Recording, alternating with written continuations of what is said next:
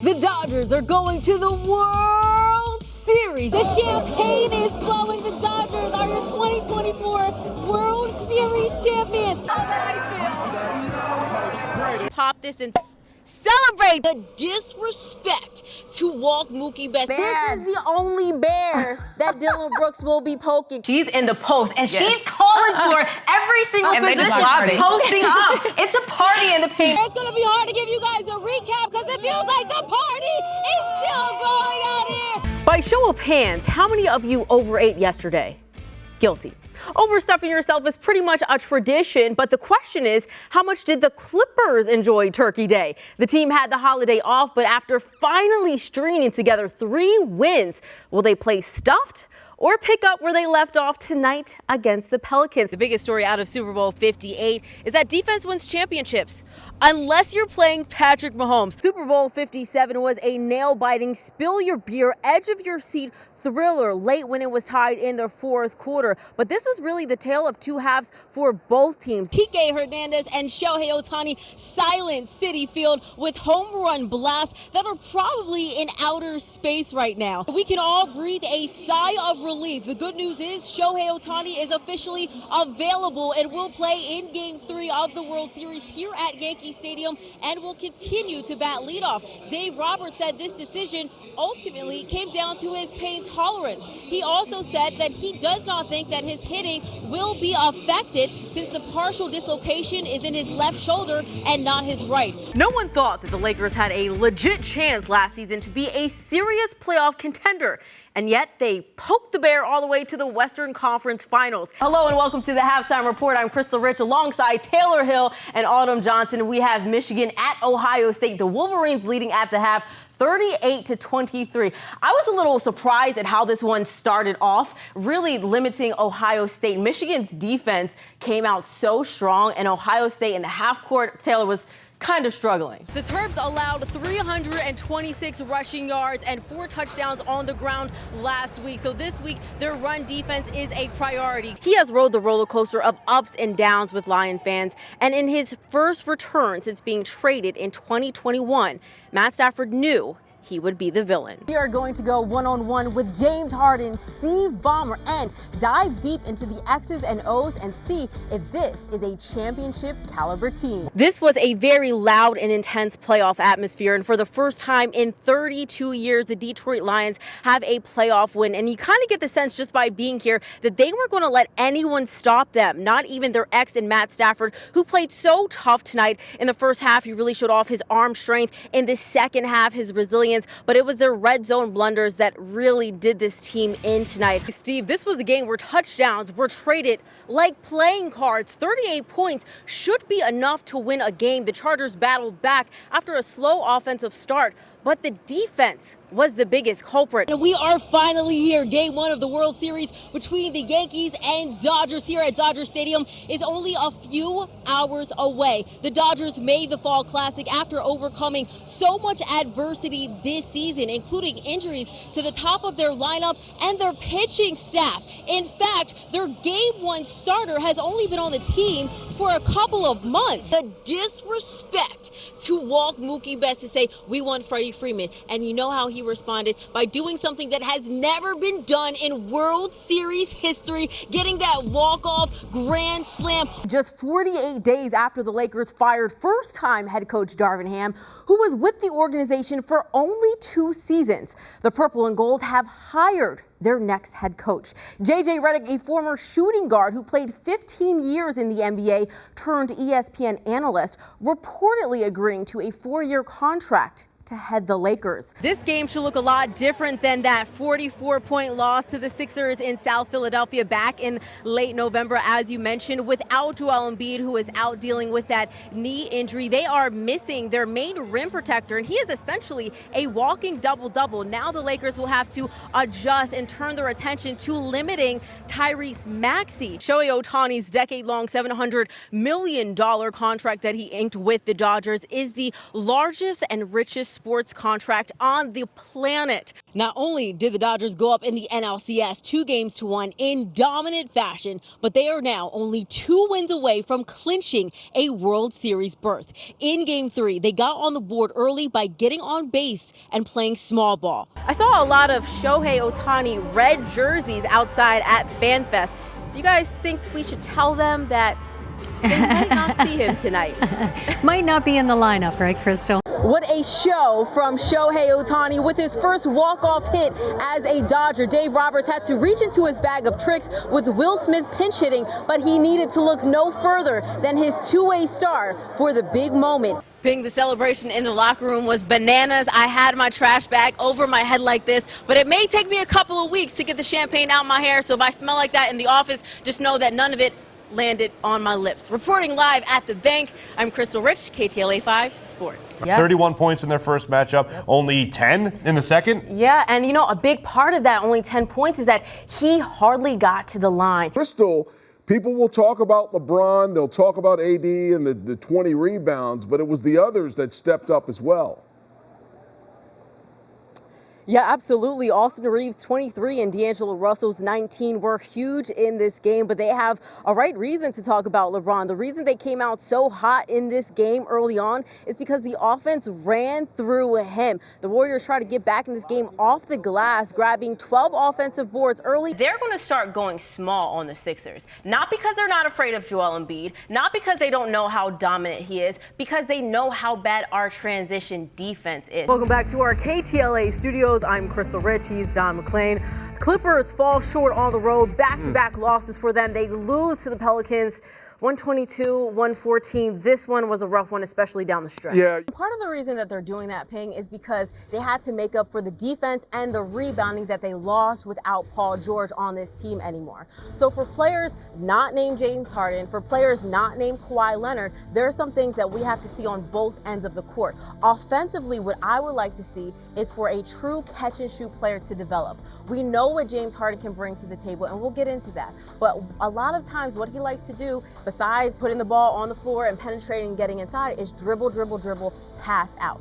Can we get a player like a Terrence Mann, who had his very first really big payday, develop into a player that can be a 3-and-D player who can live on the outside and take those long shots when needed? To get through the East, you used to really need a big to get through Giannis, Joel Embiid, but now getting through the West, you also need that since you have Nikola Jokic, the Joker. So you need Ivica Zubac to step up every single year. He has to improve his game in the post, become a better rim protector. Not that he's bad already, but every year you either have to add something to your arsenal or get better at some of your go-to post moves. What do you think, Krystle? What are you expecting tonight? Darren, I'm expecting a hard-fought battle. I can talk to you about the X's and O's of what the Lakers need to do in order to get to the win tonight. Transition defense, rim protection. But tonight is about LeBron James and time. Not the 38 minutes that he's been averaging in this series so far, but father time. It is always so much fun to watch Taylor Mikesell play. In the first quarter, we're like, she only shot the ball from deep one time. She was showing off everything she could do, putting the ball on the floor, refusing to be one-dimensional, and then she did what you just saw there. It's the most Cinderella story this season, from the NBA play-in tournament to the Western Conference Finals. But instead of losing a glass slipper, one Laker dominated the glass. Apparently what happens in Vegas doesn't stay in Vegas. As you guys mentioned, the Chargers general manager Tom Telesco and Brandon Staley, their head coach, have both been fired after that meltdown against the Raiders, who also did play with a backup quarterback. Now,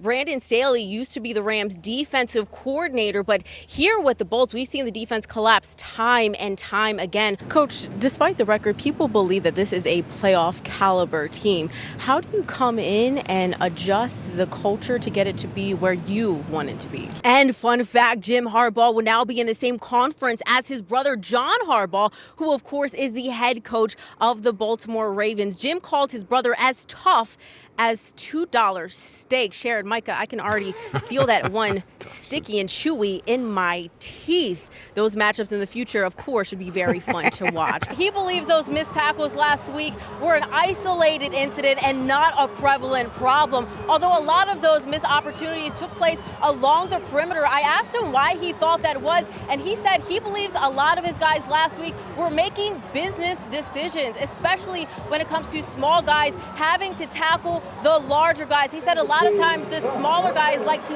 cut tackle, but a lot of times that's just not effective. He said in order to remedy that this week in practice, they've been focusing on gator tackling drills in order to improve. I asked him cautiously if he sees a player making a business decision today on the field, what's going to happen? He said they're just going to have to deal with me on the sideline. Coach, you wanted to switch some things up defensively coming into this game. Did any of those adjustments pay dividends in the first half?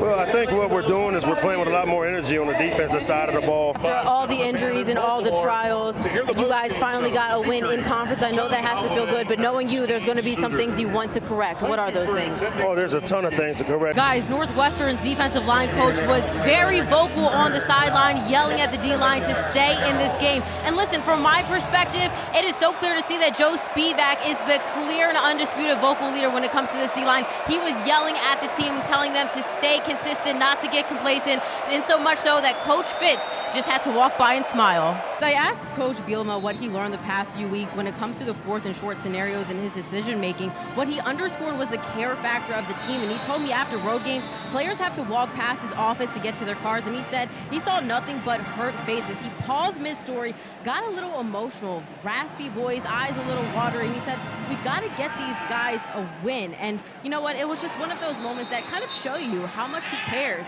as a coach.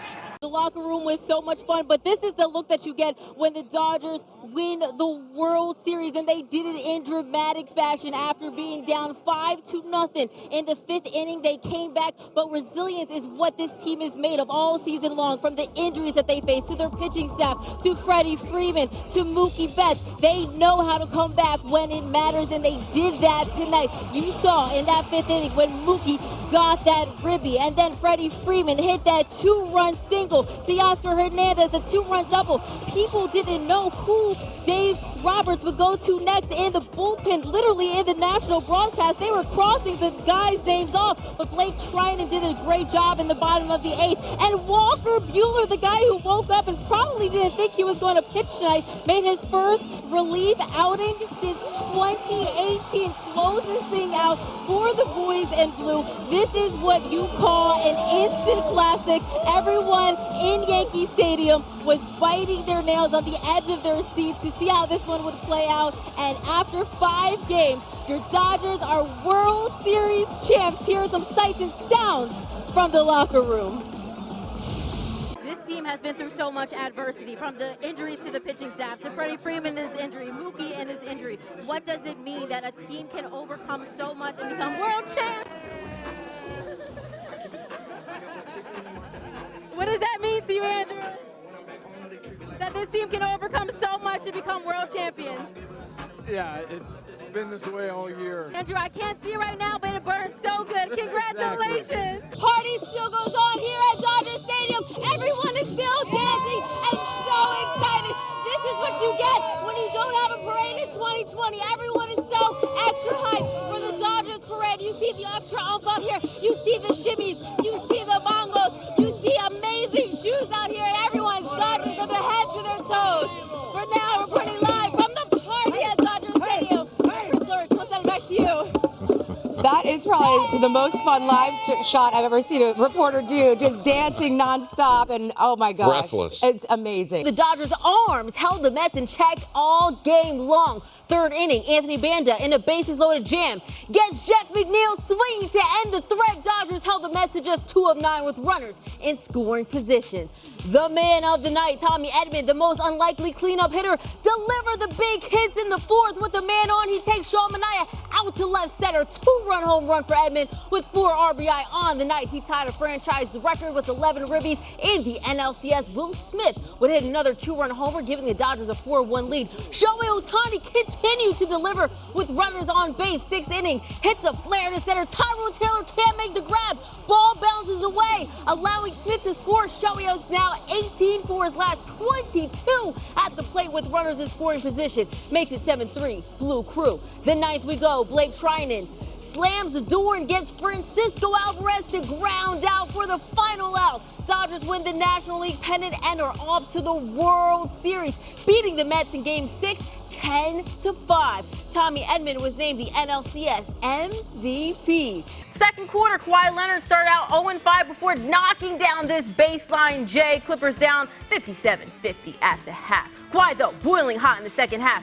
He pulls up from deep, knocks down the triple, cuts the lead to 2. Luke Kennard also likes expensive real estate too from downtown, hits the 3. He finishes with a season-high 20 points. Fourth quarter now, Brandon Boston snatches the ball from Monte Morris, turns on the Jets, 0-100 real quick, finishes at the rim, and 1. Boston at the line, breaks the free throw. But Amir Coffey can build a house with just 1 brick. The steal and finish for the Clippers' first lead since the first quarter. Then Kawhi does Kawhi things, took over, drives and hits the mid-range J, finishes with a season-high 31 points. The Clippers serve the Wizards their 9th straight loss. Clips win it 102-93. Purdy looking to become the first rookie quarterback to win a playoff start since 2012. San Francisco wastes no time putting points on the board, up 3-0 in the first. How about we change Purdy's nickname from Mr. Irrelevant to Houdini? Dumps it off to a wide-open Christian McCaffrey for the touchdown. 10-0 Niners. Frisco up 6 in the 4th. 2nd and goal. Purdy escapes trouble and finds an uncovered Elijah Mitchell in the flat. Purdy passes for 3 touchdowns and rushes for 1. The Niners steamroll Seattle 41-23. Mr. Irrelevant, who?